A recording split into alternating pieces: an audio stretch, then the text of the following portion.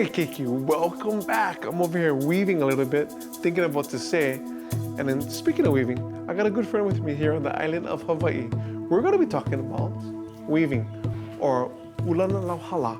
And my friend here is Ka'ohu Sito. Aloha, brother. Hey, how are aloha, you? Mai, welcome. Oh, thanks for having us here at your hale. Aloha. Can you talk to us a little bit about what you're doing?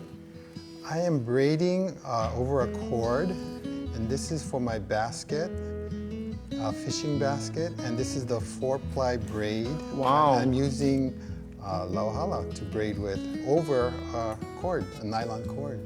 Oh, so Ka'ohu, what does Ulana mean? Ulana is Hawaiian for weave, to weave, For weave? or weaving. Is it a special type of weaving? Is it like any kind of material, or is it like flat stuff, or what does it actually involve? Well, in weaving terms, it would be called plating, because we're working with something that's flat, yeah? Oh, okay, okay. Because Lau Hala can be very flat. Wow. Like this, yeah. Cool, can I see that too? So, wow, look at this. This is cool. So this is actually comes from the hala tree, right? Yes. Cool, look at this. Take a look at this. Wow, so you make it like that, yeah. Okay, so now, how does this art work? How does it tie you back to your kupuna? Well, you know, this just feeling and working with this and knowing that our kupunas brought this with them from across the Pacific. When they migrated to Hawaii, they didn't paddle all the way. They actually had sails, and the sails were made out of pandanus, or this hala, and those were the engines for the canoes. And it's actually one of the older crafts that our kupuna had that really wasn't lost.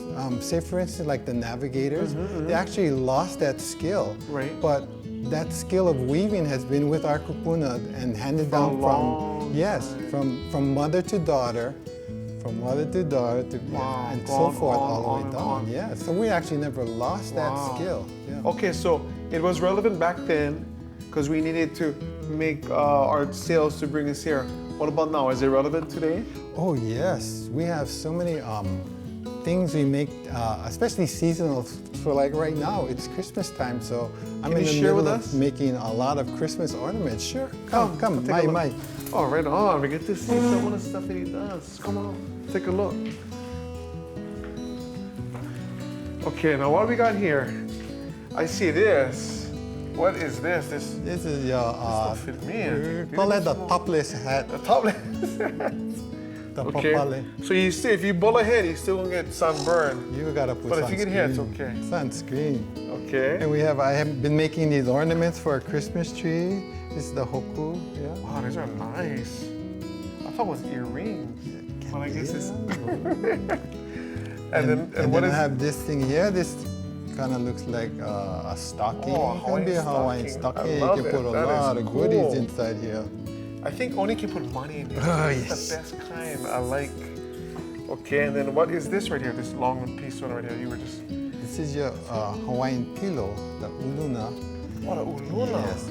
And I actually had to go to the museum, and I was lucky enough to be at the museum when they had a sample in the back, where you usually don't allow anybody to go. Wow, the secret place. Yeah, okay. And the one they had was open. So I could actually see how it was made. And there's a misconception that you just take your opala and you stuff it and then you weave it over. But there are actually coils of hala in here that act like springs. Oh. So we have about 6 coils in here. So it actually like springs up. So when you're sleeping, you can like spring your head up. So this way it's springy, and this way it doesn't spring because it's like a tube.